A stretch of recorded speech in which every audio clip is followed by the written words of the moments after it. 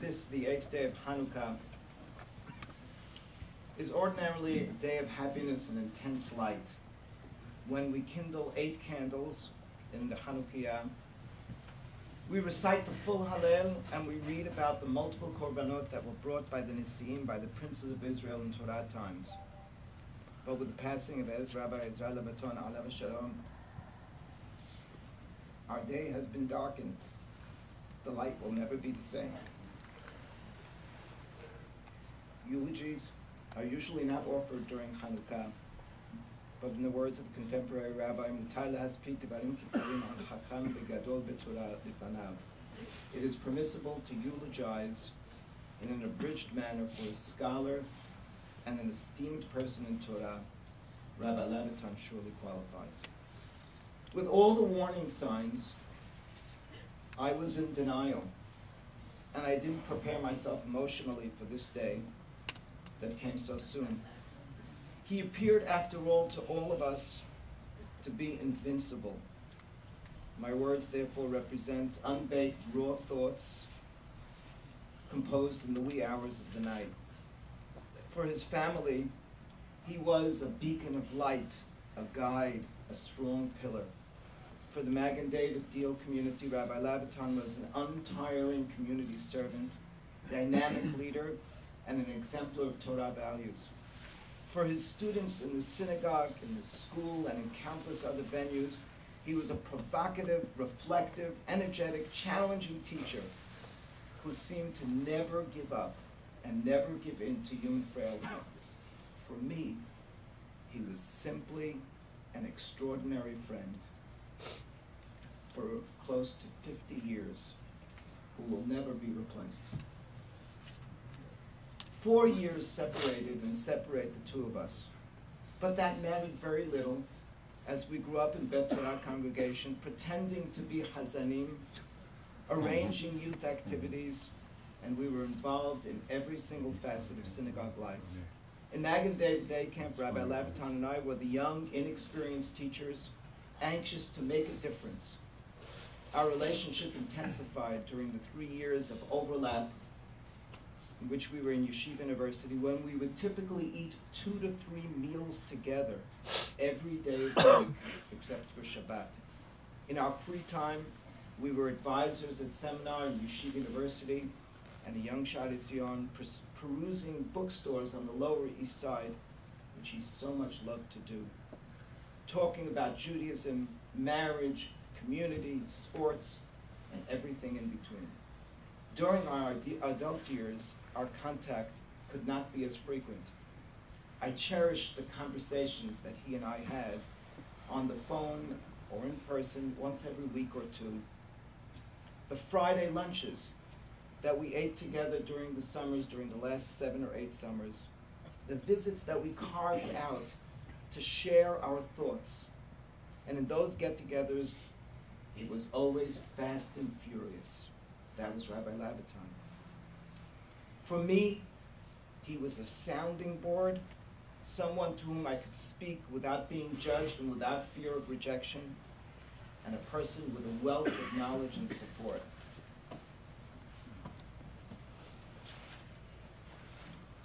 We were cut from the same cloth. In fact, I was often confused by him, by people in and around the community. I was confused with him. What an honor. Rabbi Labaton greatly impacted my life, to speak nothing of the lives of all of those who assembled here this morning. In those formative years and ever since, I learned an enormous amount from him.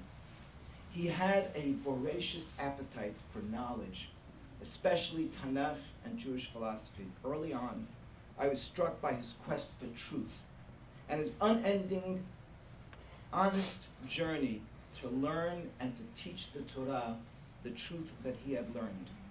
He was probing, analytic, incisive, constantly on some sort of intellectual, religious, spiritual campaign. If there's one thing that turned his stomach, it was simplistic and fundamentalistic solutions. His world was one of complexity, grades, colors, dichotomies, and paradoxes. Rabbi Labaton had little interest in materialism, we know that. Extravagant vacations. When I went to Alaska once and I came back to tell him, he politely listened to my story and then moved on to the much more important things that occupied his mind: community, books, knowledge, people. He had little interest in new gadgets. Books were his best non-human friends. In fact, anyone who visited his office just once knows that people are not granted seats in this small office. Seats were reserved for his cherished books. My appreciation, my love for books was undoubtedly the product of his passion.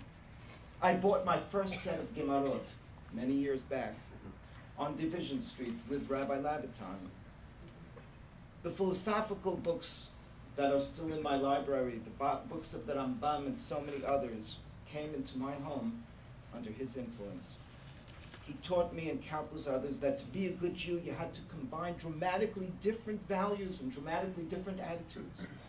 He was steeped in tradition, and he could quote at will from Tanakh and Gemarot and Rambams, but he insisted on learning from modernity and benefiting from contemporary knowledge.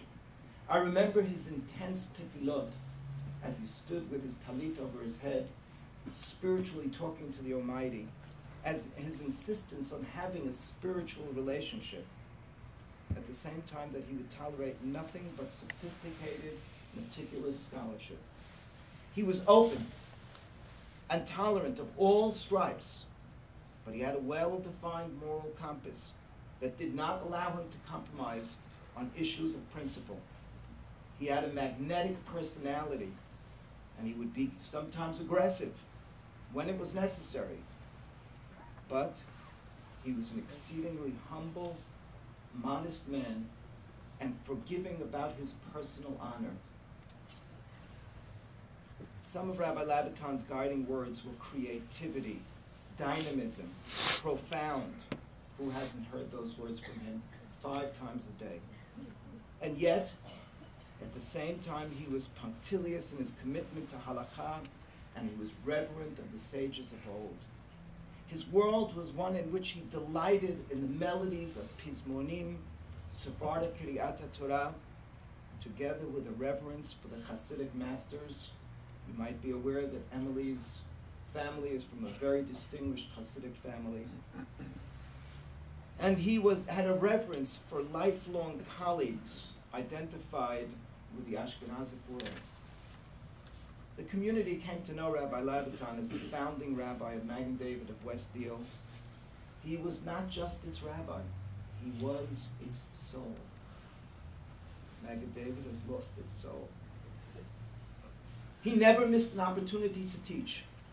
His abiding lessons to the community about tikkun olam, a Jew's responsibility to prepare the world, the community's obligation to hear the silenced voice of the disadvantaged, each individual's mandate to do mishpat u'tzedakah, to do justice and righteousness, the need to learn the lessons of our painful past, even if it's not easy, including those lessons that we learned from the Holocaust, and to memorialize those lessons, the privilege that each Jew has to form a personal relationship with the Almighty, the commandment to respect the indigent as much as, if not more than, the affluent. These were all the lessons and so many more that have become part of the fabric of the West Deal community. Over the last decade and a half, I have come to know another side of my friend, his indomitable spirit, his courage, his positive thinking, and his upbeat can-do attitude. As close as we were, we spoke very little about his illness. He wasn't interested in talking about his multiple surgeries or his treatments that he took from time to time. And even when I pressed him, he would regale me about how wonderful life is. When I would come home from one of our Friday meetings and speak to my wife, Vicky would tell me and ask me, how's he doing?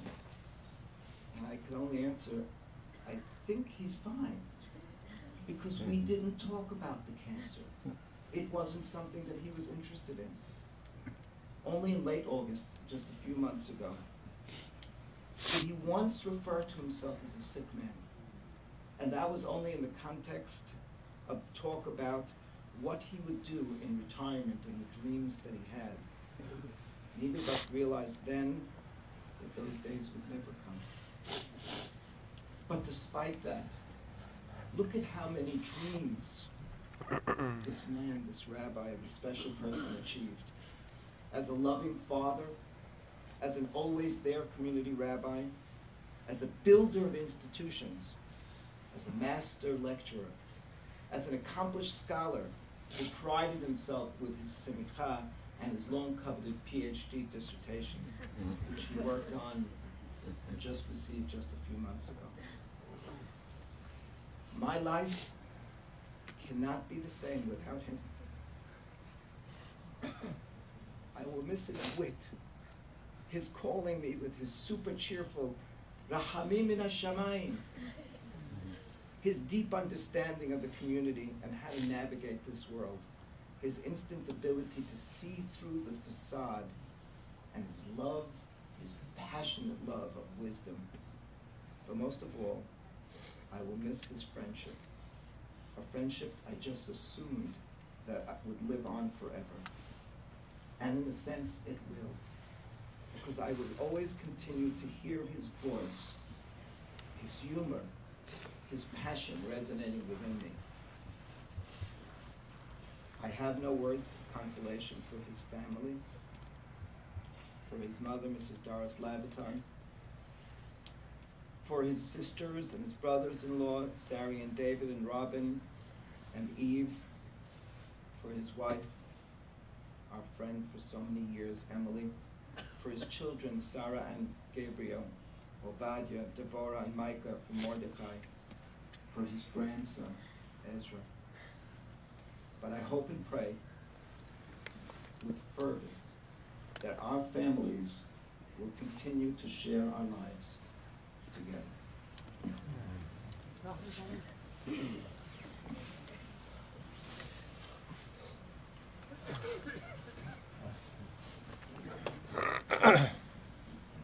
behalf of the family, I want to thank all the distinguished rabbis who are sitting with us here in the front. And another gentle reminder to close your cell, and if you think you closed it, just double check and make sure you did. And next speaker will be Rabbi Joey Beyda. Rabbi, you have a microphone there? You're going to need to bring it around so the people... No, it's okay. It's okay. No, it's on. No.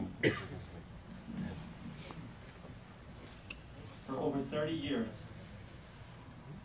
Rabbi Ezra Labaton has been a central fixture in my life. He was my rabbi at Congregation Magen David Westfield, where I grew up. My teacher at Hillel Yeshiva High School.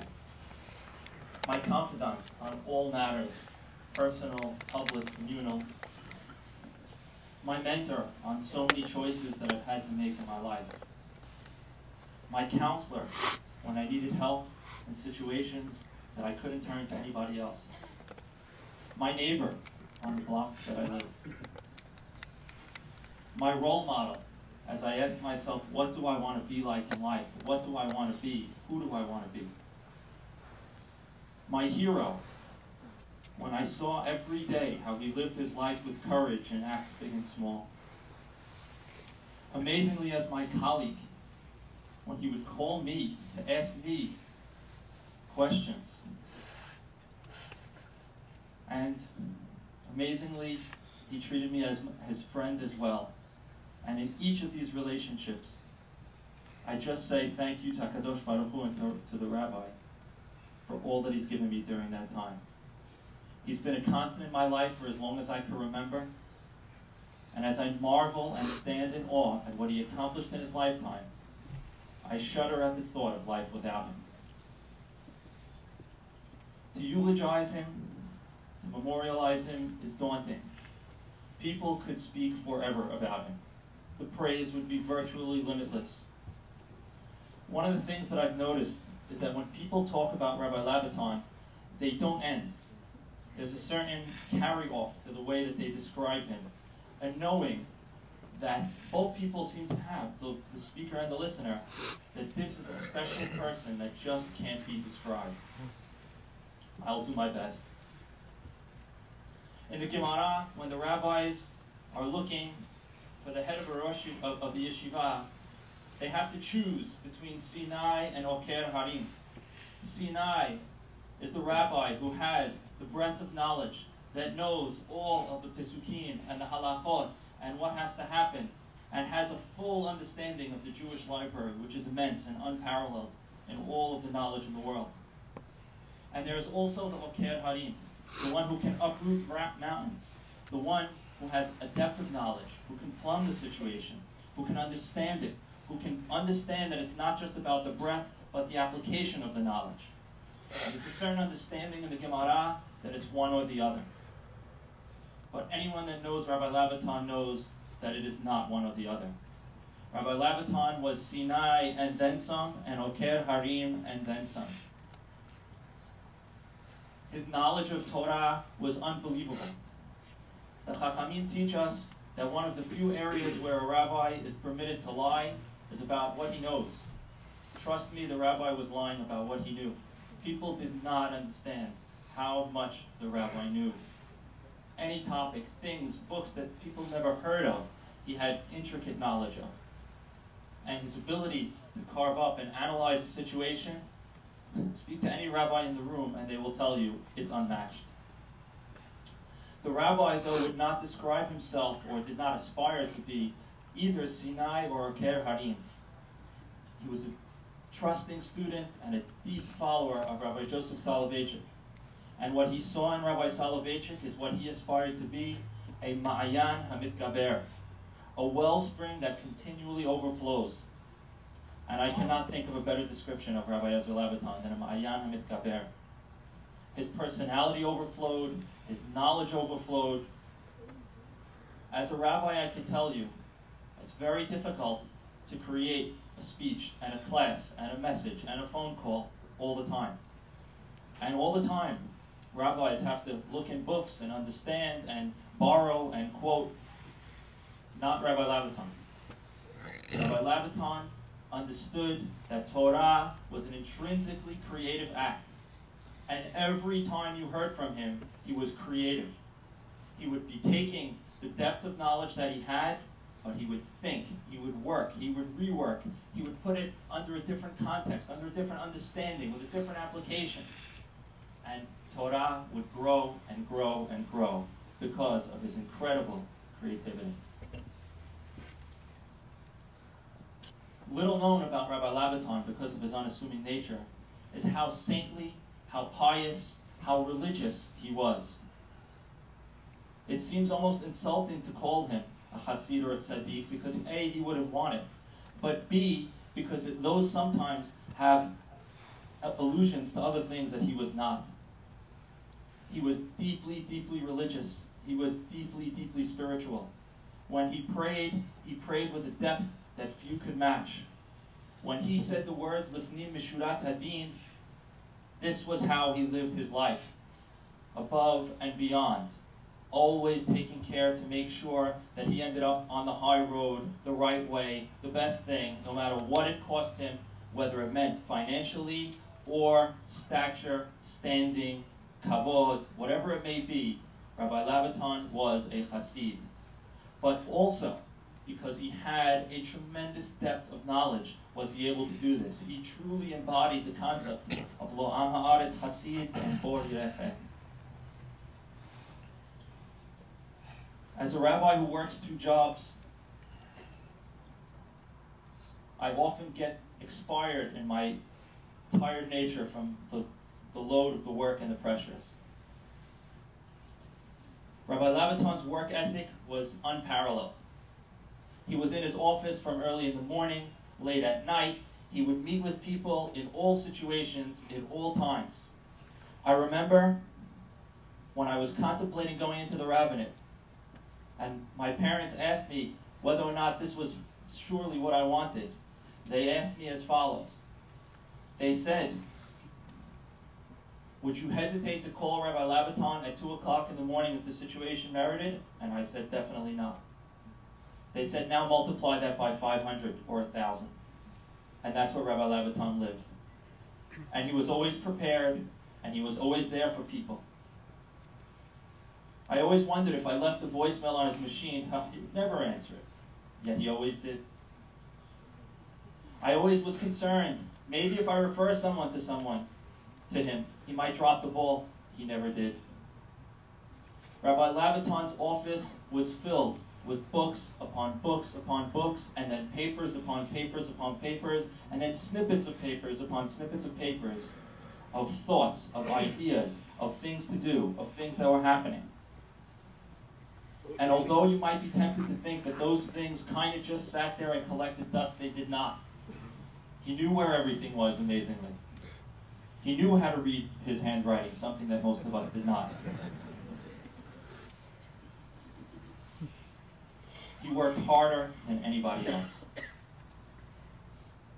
Rabbi Labaton had a strength that was simply unbelievable. He battled cancer, to the best of my recollection, for over 15 years. I never heard him complain once. I only saw him take the positive attitude, take the heavy chemo treatments that he took, and come back to shul the next morning and stand up and make the announcements and give a class and take the time to speak to a chatan or a kala or a divorcee or a person having marital issues. He was a tower of power. His integrity, I can't even talk about it. His integrity was so solid. There's not a time, there's not a situation where anyone would entrust him with anything. Because you knew with Rabbi Labaton, his word was gold. He followed through on everything. And he could be trusted with the greatest of secrets and to do everything the right way. Rabbi Labaton lived his life of principles and convictions, but it wasn't just that he had them. He had an amazing way of teaching them. Selam Elohim, it was his mantra. I had never heard it before I heard it from him, but I dare say I've heard it thousands of times. And some of those thousands of times are now from the people that he sat in shul with, that he had conversations with.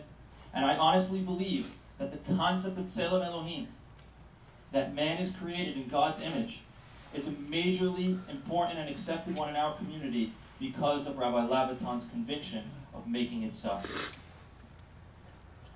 Rabbi Labaton believed as equally strongly in the concept of tzedek u'mishpat, and that this is what HaKadosh Baruch Hu wanted for us. He did not accept the status quo. He only worked to help the underprivileged and make sure that things were right and were correct. Tikkun Olam, another phrase that is often misunderstood, but that Rabbi Labaton lived by and taught others to live by. As much as all this makes him an outstanding person, I think it's not truly what sets him apart from others. I'd like to quote from the Tanakh to describe what I think truly encapsulates Rabbi Labaton. Eliyahu HaNavi is one of the greatest miracle workers we have ever seen. The Torah tells us that he was able to stop the rain, bring fire from heaven, kill people on the spot. And Hashem calls him to Har Sinai, and he has a message for him. He shows him a big, powerful wind shattering mountains. And he tells Eliyahu, Hashem does, Lo biruach, I'm not in the wind. He rattles the ground with an overcoming earthquake. And Hashem again tells Eliyahu, Lo birach. He has a consuming fire pass in front of Eliyahu's eyes, the lights that no one else has seen before. And yet he turns again to Eliyahu and he says, Lo ba'esh. And then after, the Torah describes, the Pasuk describes, a kol demama daka, a still, silent, continuing voice. The implication is that is Hashem, and that is the way of Hashem. And that is who Rabbi Labaton was. He was the Kol Demama Daka. Everything he did with sweetness. The truth is, we all loved him, but I think we all appreciated that as great a personality as he was, we had no business being in the same zip code as him. But precisely his humble and unassuming nature was his greatest quality and made him so successful. I have learned literally hundreds of life lessons with him, yet none of them were through preaching. He always taught with love. He was always soft-spoken. He always had you come to the answer because he asked questions and he listened to what you had to say. And always, always, always, with his trademark smile that made a man of 60 years old look like he was being bar mitzvah and made him endeared to everyone, his smile and the warmth of his personality. The rabbi knew the secret of love. He knew that love had to be, in its truest form, boundless. So therefore, he was able to love everyone, yet that did not limit the love that he had for those who were most special for him. I was fortunate to marry into a family that the rabbi considered one of his closest friends.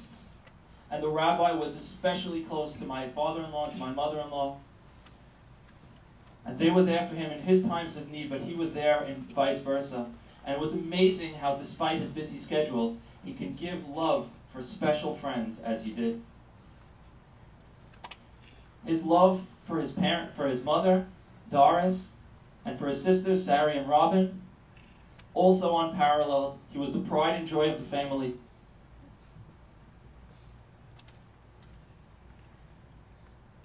His children, Sara, Obadiah, Devora, Mordechai, are each gems. And everyone knows it.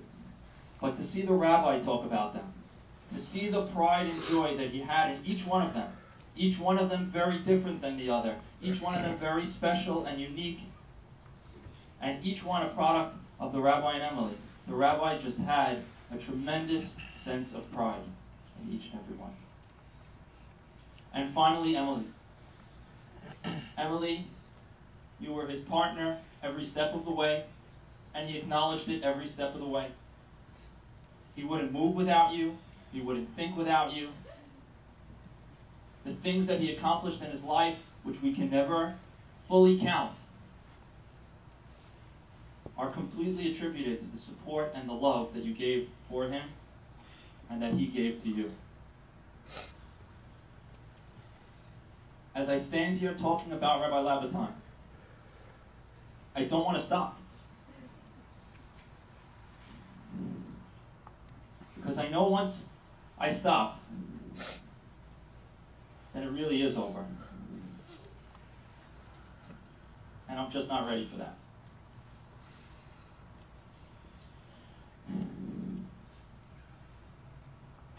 Rabbi,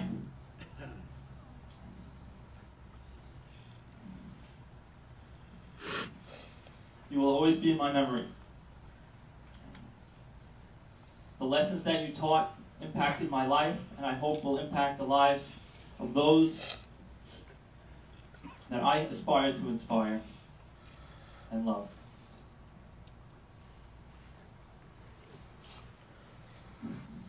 May Kadosh Baruch Hu bring comfort to the family and to all those that mourn the Raymond.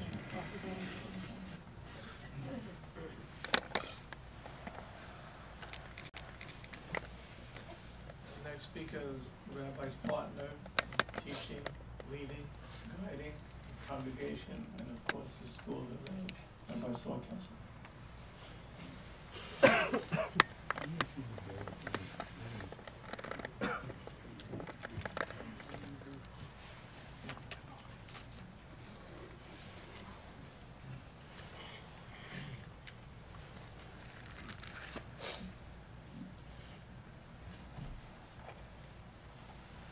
Ezra ben Ezra. We've been praying for the rabbi.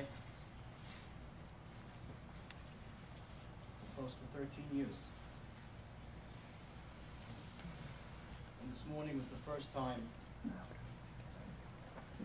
This morning was the first time we stopped mentioning his name. Rabbi Ezra Labaton, in 63 years, built an unbreakable legacy.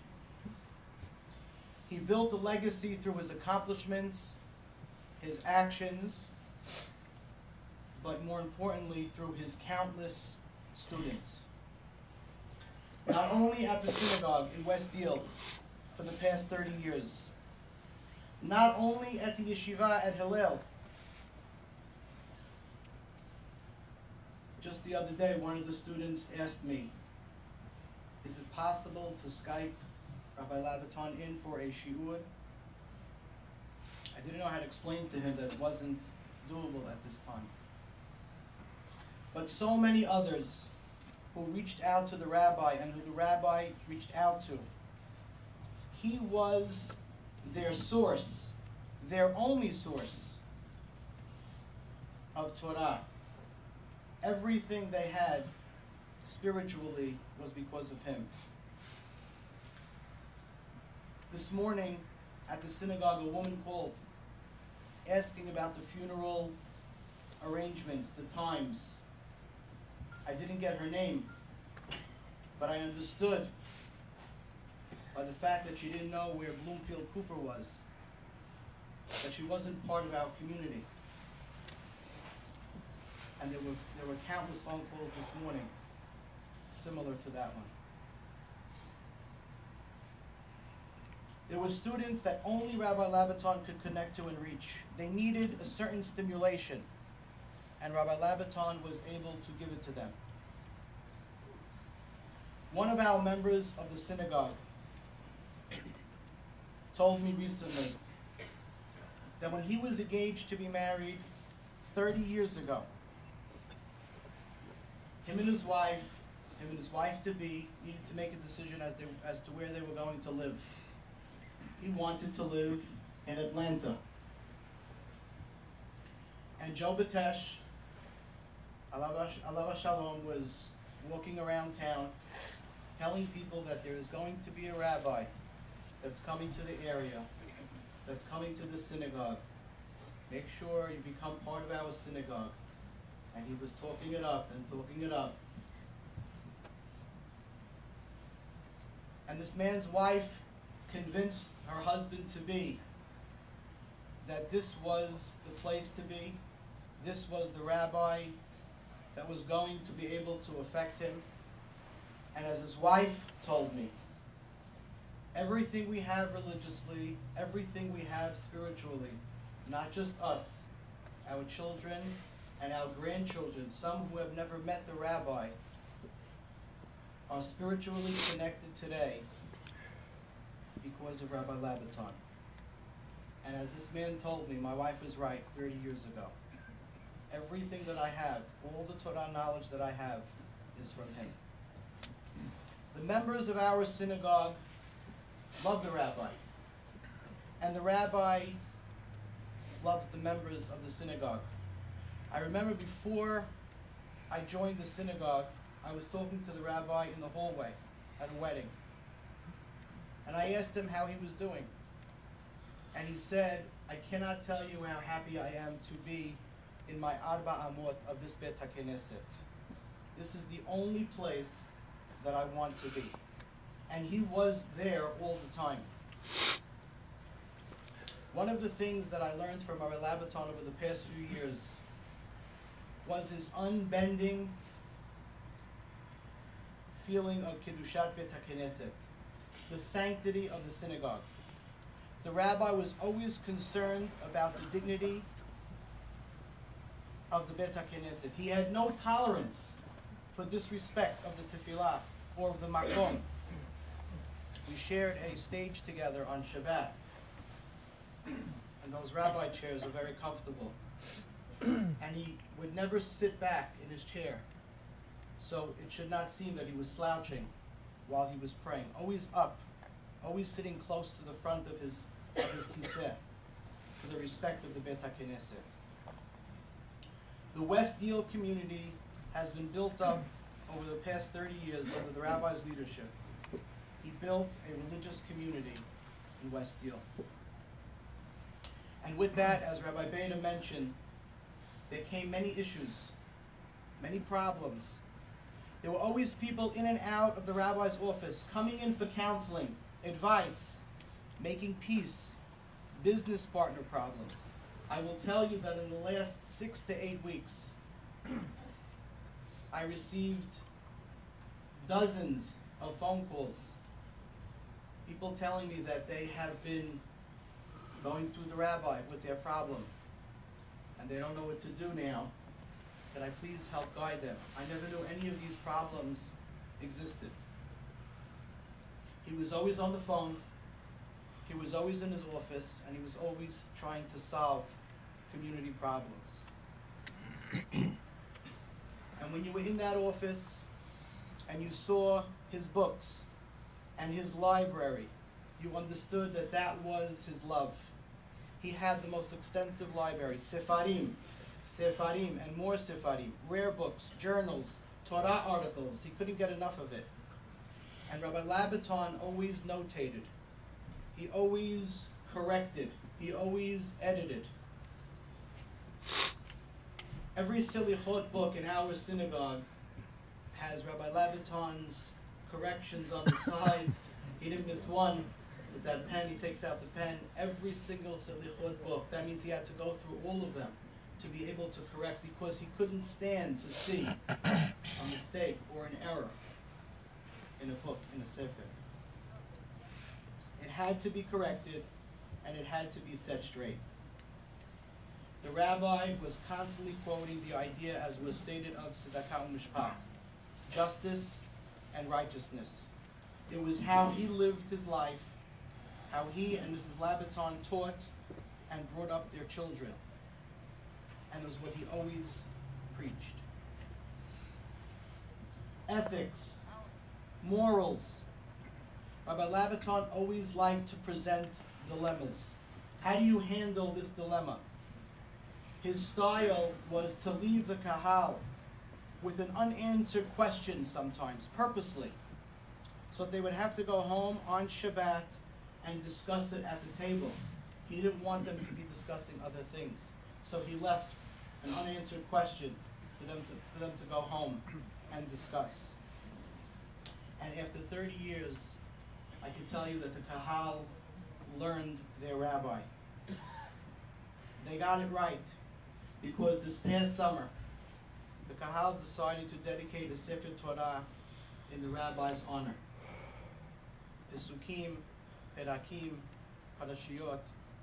The kahal knew and understood that after 30 years, this is what would make the rabbi happiest. And I can tell you that he was glowing. He was so happy that day that we celebrated the completion of the Sefer Torah. Rabbi Labaton had a thirst for knowledge, but his thirst for knowledge was with a purpose. It was with the purpose of connecting to the Borei Olam. He studied Hashem's universe because he wanted to strengthen his faith through his study. And he was constantly learning, and he was constantly thinking. I was with the rabbi one time at a wedding underneath the chuppah, and I could see that he was deep in thought, and he realized that I could see.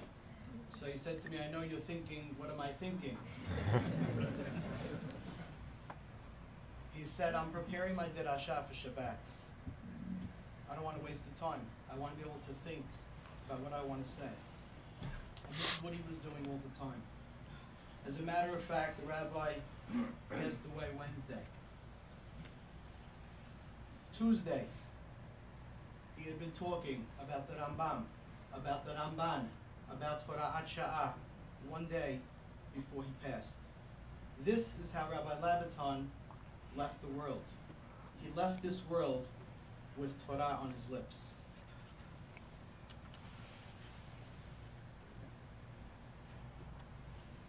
One day, Rabbi Labaton turned to me, And he said, what is your pasuk? Do you have a pasuk? So I said, Rabbi, I don't know what you mean. He said, everybody in life has to have a pasuk that they carry with them, that they could hold on to, that they could cling to. Everybody needs a pasuk that they could carry with them through their lives. I have a pasuk, he said, that I carry with me throughout my life. And he had a very special relationship with HaKadosh Baruch Hu. I watched on the stage his intense relationship with Hashem as he prayed. There were times in the synagogue where people would approach Rabbi Labaton for a question, and they would be standing there waiting to ask him the question. And not because he was being rude, he wasn't. The rabbi was so intensely into the Siddur that he didn't even notice that the person was standing there. It took him seconds to be able to respond. That was the intensity that the rabbi had. And his emunah, as was mentioned, was unshakable and was unbreakable. Throughout his illness, his emunah remained steadfast. 13 years. 13 years. Begimtariya ahava. And I believe that that's what gave him the physical strength to endure what he did. And he refused to cancel or postpone any shiurim. Shiurim was Rabbi Labaton's lifeline. 2 weeks ago on Shabbat, when he felt a little stronger, right before Shabbat, he called Elliot and he said, bring some of the men to the house. I want to learn, I want to study, I want to give a shiur. That was the rabbi's lifeline. He yearned to learn and he yearned to teach. Even when he would come back late from New York, from the therapy treatments that he would have, he would make sure to stay on course with his shiurim. He used every single ounce of energy in his body. And with all that, as was mentioned, Rabbi Labaton never took vacations, which was a problem for me. Maybe look bad. Rabbi Labaton never took vacations. The only place he went to was his love, which was to Eretz Israel, to visit his family, to visit his daughter, and to be there, to visit his son. Rabbi Labaton used to tell me that our families are connected.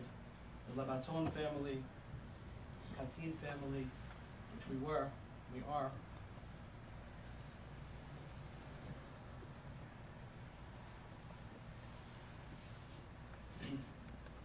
And on this, the day of his Petirah,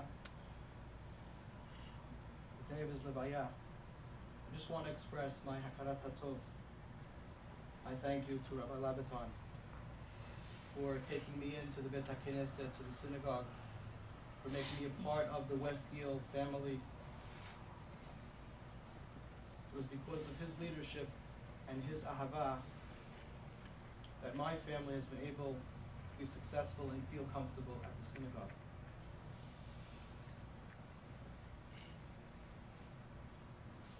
In conclusion, Rabbi Labaton was a leader. He was very careful in trying to understand balancing between being gentle and soft and being tough and unbending. But as one of our members said, Rabbi Labaton was a rock. And he always knew how to juggle being gentle and soft and being tough and unbending. He was a leader, he was a model, and he was certainly a symbol for us all. We will sorely miss him. Tiyeh nishmato tzura b'sorah hayim. Amen.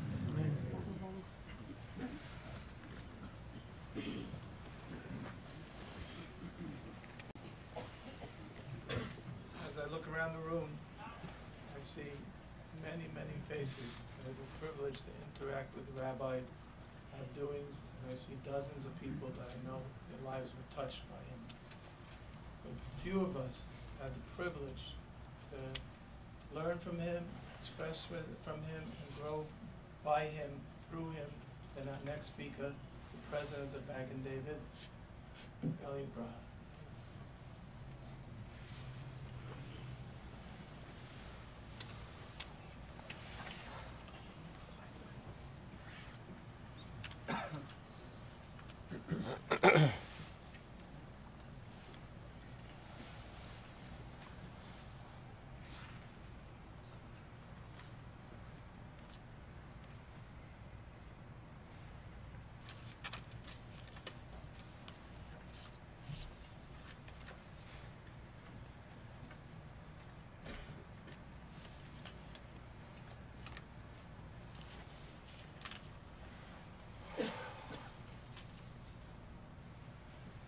ויקרא אלוהים את האדם בצלמו, בצלם תביטו, ברא אותו. All of what our rabbi taught and represented stems from this fundamental teaching that each and every person is godly. Each and every person is unique and dignified. Each and every person should be respected, and each and every single person's thoughts and feelings need to be appreciated. The rest is commentary. Our rabbi prepared all his speeches with tremendous care, focus, and attention. But it was the Hespedim. The Hespedim were different. They were sacred. He stayed up late talking to family members and then shaped the words to express the essence of a person and comfort the family. At the same time, he knew this task was impossible, that even the people he knew well were ultimately too complex, and that he did not know the person as well as their families did. Indeed, he also knew that each person had a different view, his unique perspective, and that he could not capture all of the dimensions of a person.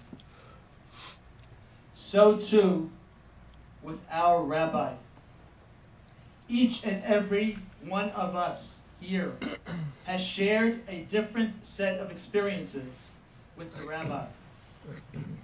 He brought each and every one of us into his life. The life of Torah, ideals, and values of Torah, his famous triad. He developed different relationships with elders, with children, the high school students he cherished so much as he taught them, and with shul members, all of the shul members, each and every shul member. As they varied, sometimes so greatly, and yet he managed to listen to what each and every person had to say, and valued that person's Selem Elokim. This was his signature. I may be speaking here before you today, but these words are mine, but they are not only mine. They are our words, each and every one of us. Each and every one of us, our words. The unique character of our rabbi, his essence, who he was, and how we should remember him, can be summarized as best as we can as Rav. But a particular kind of Rav. You heard two different kinds of Rav. And Rabbi Soloveitchik mentions this in his essay. Two different kinds of Rav. One strict, unbending, authoritative, needs to state the position, the halacha, the way it is. No wiggle room. The other Rav bending, flexible, tolerant, understanding, welcoming, bringing in, not turning away, bringing in into the circle of Torah. He studied Torah as an academic. He believed that the tools of scholarship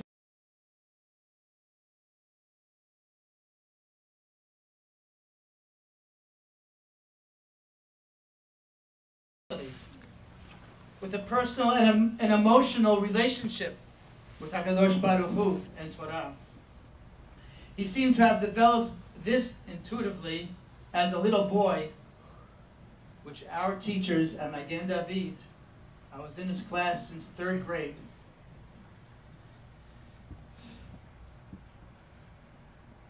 We knew each other 50 years and more. As his teachers, our teachers at Magen David, among them Rabbi Biton, Alav Shalom, Baruch, Alav Shalom,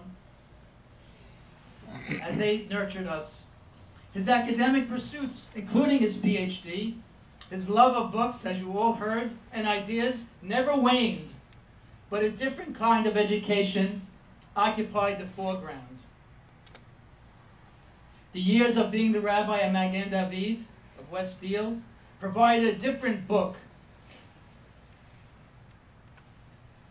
to be studied, the book of people's lives and experiences.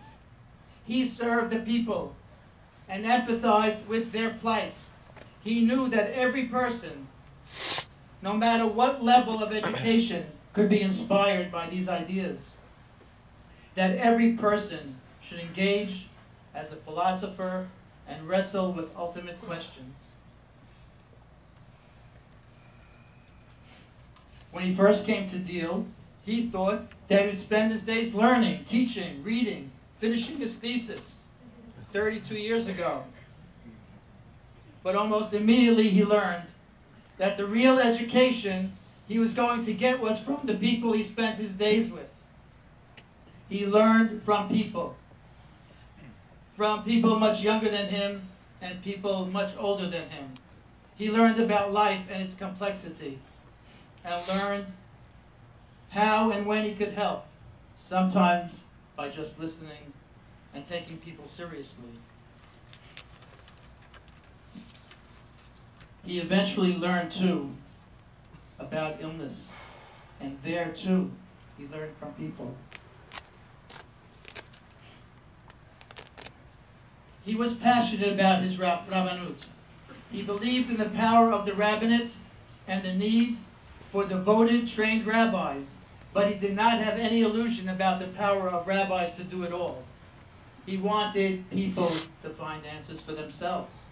He delighted in referring people to books, to read for themselves, giving people volumes to read.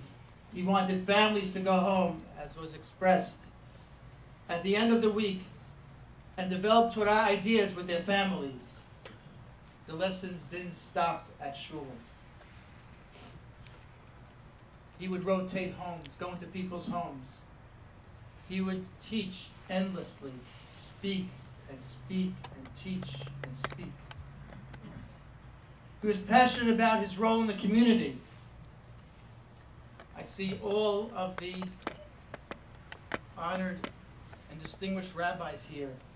I am humbled in your presence. Each one of you can speak volumes about the rabbi.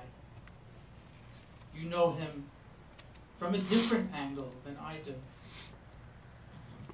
There are community leaders here from every community institution. You too know the rabbi. You have your own perspective. You have learned from the rabbi, and he has learned from you. The rabbi's stretch went far beyond this place and this time. He loved his community. He learned the history of his community. He brought the community to people. He developed what Rabbi Kassin calls, and he he emphasized this point so often, a religious community. He changed our lives. And I speak not just for myself and my family. The Rabbi and Emily and your entire family changed all of our lives.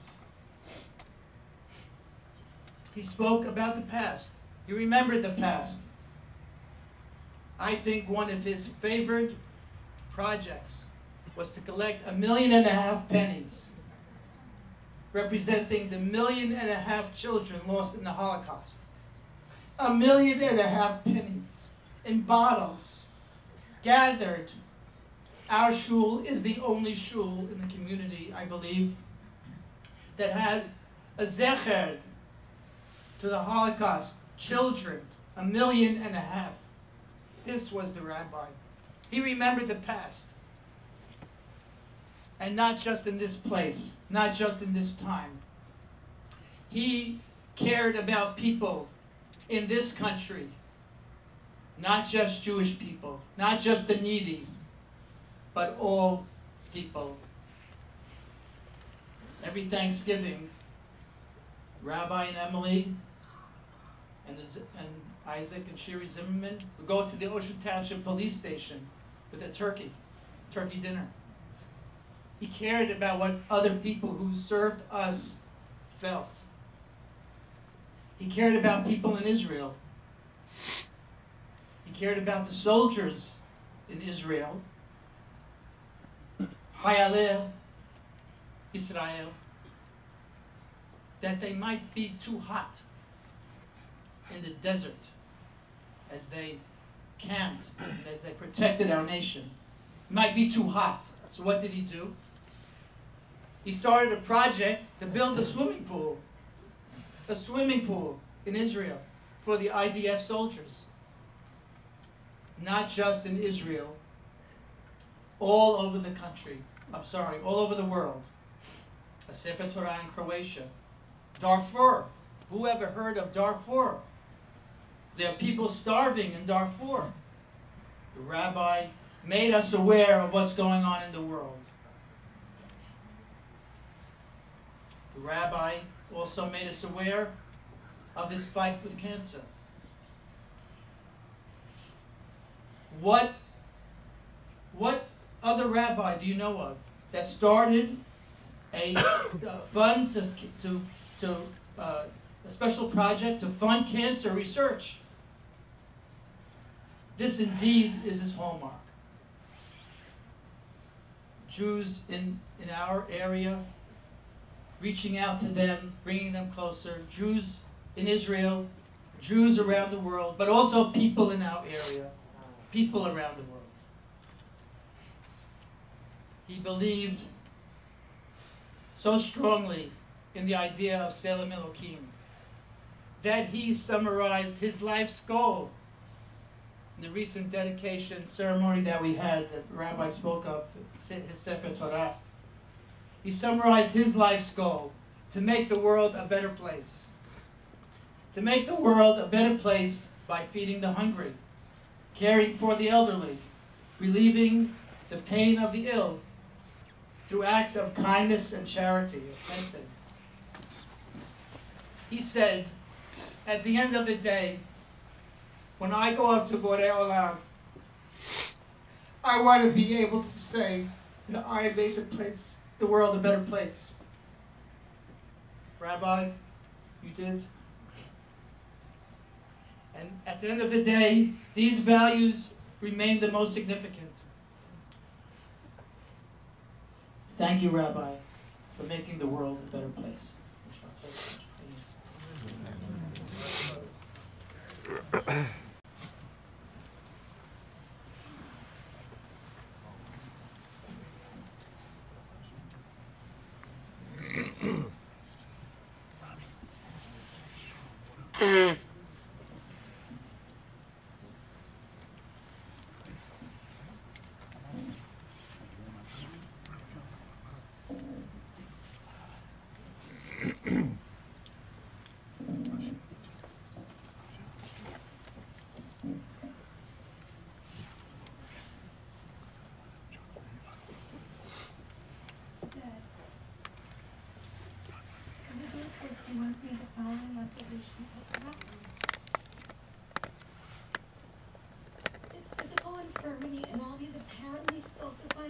conditions notwithstanding, Maimonides was constantly teaching, studying, and writing.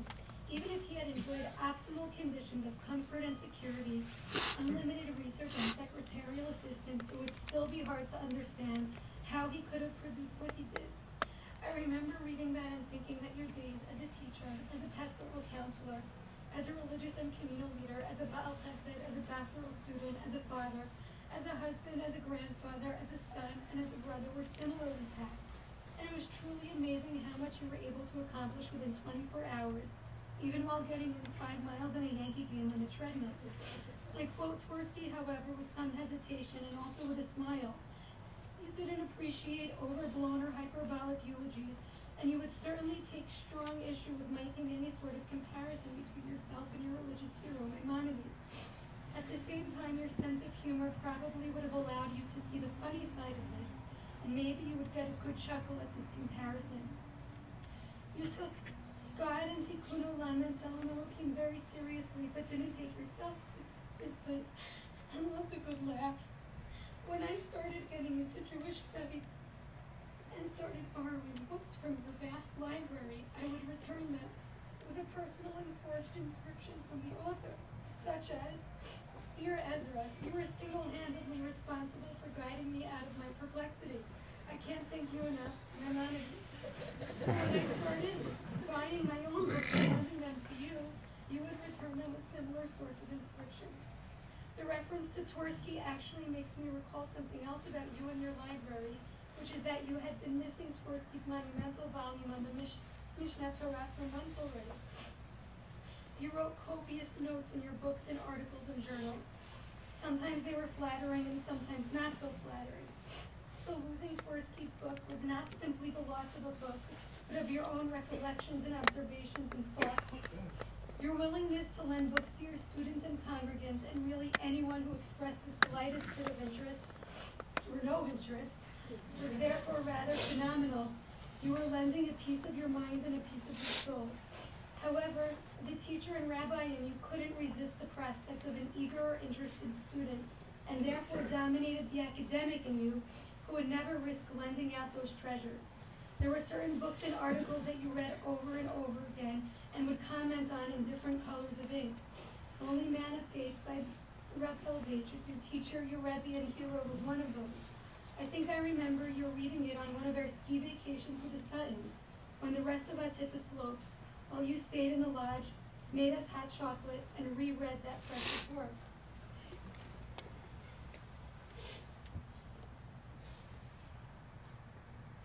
Although that must have happened when Mordechai was older, since before then you were busy sledding with him before he was ready to ski. You spoke about your time in the rough shear as intellectually inebriating, although there is a funny story about the time that he asked you to read from the Gemara, a terrifying prospect, but cut you off when he heard your Mivta Sfaradi, your Sephardic accent, which you were proud of and insisted upon. When my baby Ezra was born, my parents came to Israel to help us, and even while you so capably and happily took on endless 2 a.m. shifts, you energetically learned and studied with Mordechai at his yeshiva, and even gave classes which Mordechai is still hearing about. My dad kept telling me to sleep and take a nap while he bounced Ezra up and down. He always told us, vertical movements, that's how you calm babies down. He was such a proud and excited grandfather. You once called me and asked, "How's Ezra doing?" And I said, "He won't stop crying, he won't stop spitting up." And you said to me, "Amazing. That child is just simply amazing."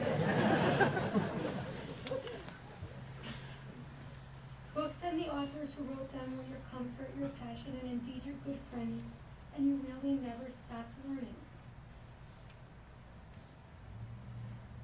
But with all these things, you were not a lofty intellectual ensconced in an ivory tower. You loved people more and loved engaging them and learning from them and asking them questions and doing for them and allowing them to do for you. You were and are so beloved by so many and for so many different reasons. You had a certain charisma and a certain warmth in all of your interactions. When Devora and Micah got engaged and you and Mani went to Cleveland, Devora told me afterwards, Mommy and Daddy were totally a hit. Everyone loved them. And we both smiled and sighed and said, how predictable. Everyone always loves them.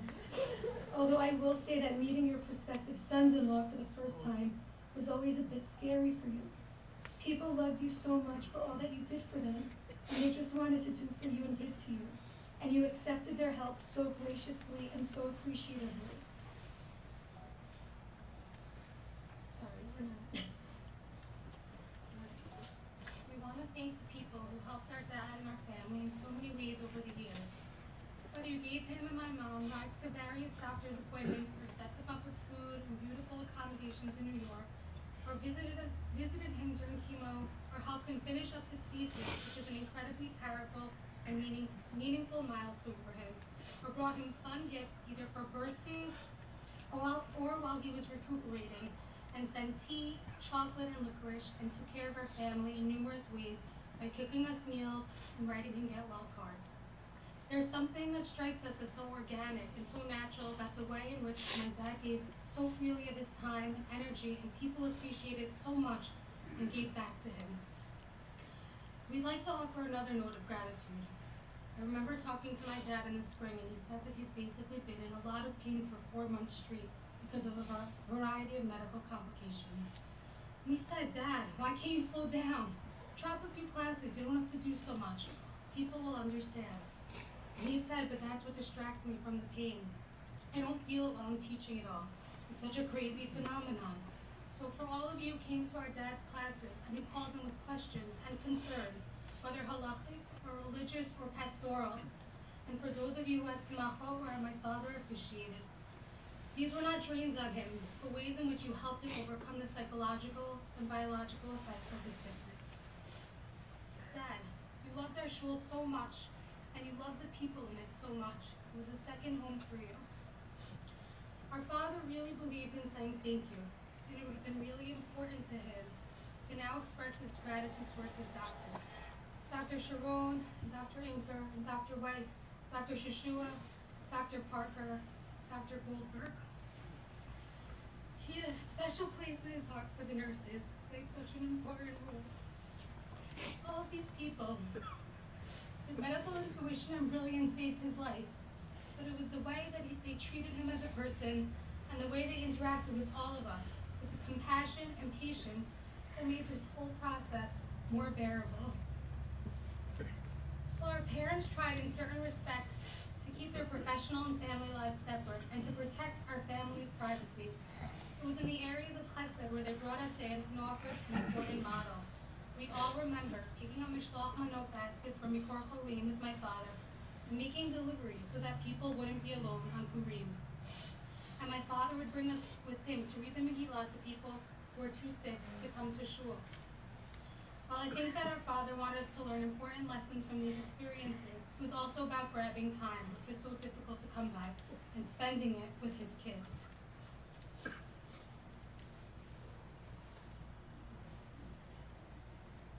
We generally didn't go on elaborate outings, but it didn't matter at all. As kids, he would take us to 7-Eleven for Slurpees, and as teenagers, he would take us to TCBY on the way home from school. Another of his favorite outings was the dollar store. Mordecai would tell the joke that sometimes we would be allowed to get 2 things, which was a real treat. When we did go into New York or Brooklyn to visit family or away on driving vacations, we would listen to Abbott and Costello tapes in the car. We remember our dad having to pull over during Kugan because he was laughing so hard. As we got older, we all pushed our parents to do fancier things as a family. We all went to see Waiting for Godot, probably my father's favorite play of all times, on Off-Broadway for his birthday. For those of you not familiar with it, it's pretty sophisticated, but also kind of boring, even with Nathan Lane. But by the middle of the play, the kids, and we were all in our 20s by that point, were passing our snacks back and forth, whispering to each other and fidgeting, while my parents were staring rapt at the stage. The truth is, our dad was a real homebody. I think all of us kids rebelled a bit against that, but also came to appreciate the beauty of hanging out at home. Dad, you were the master of games. He made up games for all of us, like hit the duck and bowling with seltzer bottles. And you and Mordecai had some kind of elaborate point system over years and years, which none of us ever really grasped. You also taught us Tolle, Milborn, and we still remember the way you used to say, hooray. And we played countless games of ping pong, and then we started bringing home games like Taboo and Apples to Apples. And although Dad tried to get away with using rhymes as a way to communicate the taboo clue, we let him get away with it. And actually, this past Friday night, we brought out Taboo and played it. We quickly got too tired to give clues, although there was one very memorable one which we'll keep between all of us. You still chimed in with guesses, and while our dad used these as a media with which to interact with us, he also just loved to have fun. And there were so many fun times. Along with games at the Shabbat table, we also imitate scenes from our favorite movies and TV shows. I Love Lucy, Airplane, Three Ninjas, Cool Runnings, and our dad loved reading books to us, and always with expression.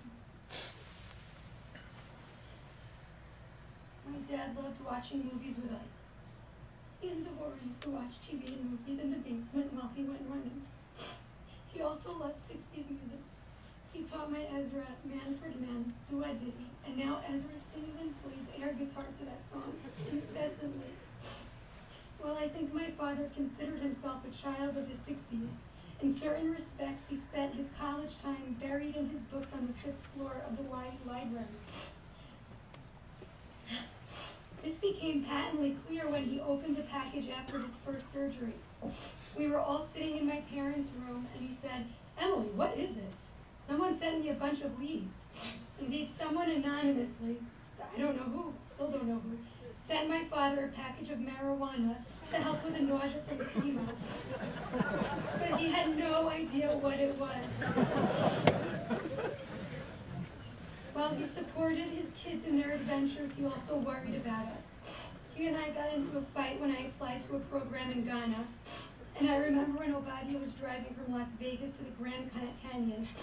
He offered to pay for a driver since he was so nervous. I used to say that he was more of a Jewish mother than my mother. His voice messages to us really embodied that. Devora said he left her a message all in Spanish when she was studying for her Spanish final. Dad, you loved your family so much. You loved your mother and your sister so deeply and so extensively, even though you're all so different. While your office with its piles and piles of papers and books looked quite different from Grandma Doris's immaculate house where nothing was ever out of place. Our mom used to say that you got your intense discipline and boundless energy from Grandma Doris. Just as a note about our dad's office, interspersed with his birth notes, papers, and scrap papers from a shul program circa 1985, were cards, birthday cards, and get well cards, and most beloved to him were those from his kids. He saved all of those cards. Sometimes I'd stumble upon one of them as his bookmark, a card I wrote him 10 years ago for his birthday. He used to love going to Grandma for lunch every day in the summer and visiting her in Brooklyn during the winter. Few things could keep him away from your house, Grandma. He loved Auntie Sari's barbecues and Hanukkah parties and birthday parties, and sometimes he'd call me up and say, "It's our job to come up with entertainment. What should we do?" You loved buying Auntie Sari and Auntie Robin gifts from the Metropolitan Museum of Art store and telling us stories about your childhood. Your sisters have been so devoted to you. Over the course of your sickness, they came to chemo and brought you sandwiches that they know you like, and Grandma brought you bags of famous cats and sambusak and hadza soup from home. I will say that you too sometimes express your love for your kids and wife through the medium of food, even though you didn't know how to boil upon spaghetti. You used to bring home some of the delicious shul wedding food for us, the desserts and hors d'oeuvres. And once you walked into the house from a wedding with a big grin on your face, you laid down your attaché case, unsnapped it, and said, "I got the stuff." Inside were a few platters filled with yummy food. The food was wonderful, but it was really the glee you had of pulling off that feat, which made the midnight picnic around the kitchen table so fun and entertaining. And you loved Mommy so much. I remember when you told us that whenever you pulled into the house and Mommy's car wasn't there, you felt your heart drop. You would tell us, "Your mother is just so wonderful. She's so emotionally smart. I don't have it." And Dad, you loved us. your kids so much. You were so much a part of us. You will always be with us forever and ever. You allowed us to grow and develop into our own independent selves, with independent ideas and passions and beliefs and sports preferences, and even when you didn't agree with our choices or didn't understand that. We let ourselves be ourselves, and I never felt like you judged us. Dad, I look at Obadiah, Sara, and Mordecai, and see you in so many ways. And Dad, the things about you that were so unique and so idiosyncratic, even the ways in which we are different from you, they are all still so special to us. And we learned so much from you, and we're so proud of you. Dad, you lived in so many different worlds, but you did so without angst or conflict. You loved the Syrian community. And as far as you traveled from it, both physically and culturally, you always knew that you wanted to come back to it. There were so many values and ideals from the community that you believed in so strongly and passed on to us. Your intense religious devotion gave you so much strength and structure during your illness. You went to Minyan so diligently and consistently. And then over the past few months, you got up to pray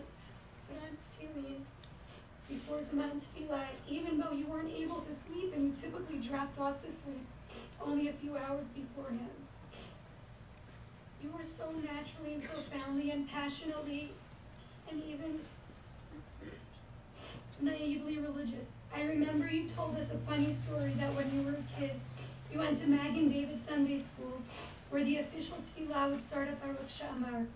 You said Birchot HaShachar and Birchot HaTorah at home, and would refuse to speak on the bus the entire way, so as not to create any kind of hefsek. The other kids thought you were crazy. Dad, it is impossible to me that this is actually real and happening, and I wonder, how on earth are we going to get through this? How will we get through life without you? Without having a rabbi always on call? Like when it's Friday and I'm cooking and I make a mistake in the kitchen and my pots are... Without your laughter and sense of humor, without your care and love for us, I feel like we've lost some of our self-definition, some major organizing principle in our lives. Maybe you taught us well enough, though, and maybe you gave us enough skills, and you provided us with enough love that we will be sustained even without your physical presence. You told me a few weeks ago how special it was to you that we as siblings are so close. And maybe you were thinking ahead and taking comfort in the fact that we have each other and that we have Mommy and that Mommy is us.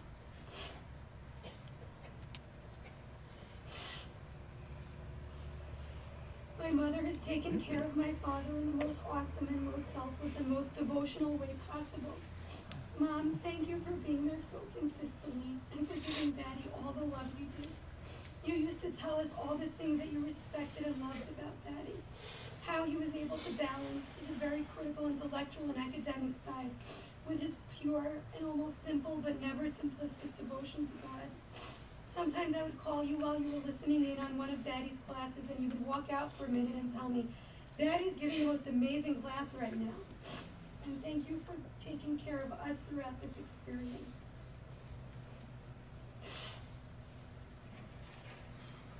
Your emotional wisdom, your ability to listen to us, to guide us, and to say the right thing has been so critical to us. There is no right way to go through this, but I can't imagine having gone through it without you as our fearless leader and our guide. It was so remarkable how you balanced everything, the medical logistics and details while taking us shopping when we needed something, whipping up Shabbat, and spending hours on the phone talking with each one of us about so many things, and most of all, making Daddy's life and our lives so seamless, so good, and rich and happy in so many ways. Daddy beamed when he saw the picture of the Torah plaque you dedicated in his honor. Mom, we think now that you are just desperately wishing how much you could shield us, your kids, from the pain and grief and mourning. We wish you could work one of your miracles and make it happen too. We know you can. We want you to know, though, how blessed and lucky we are to have you and to have had Daddy. give us life and raise us to be the most wonderful parents we could ever imagine or hope for. We love you so much.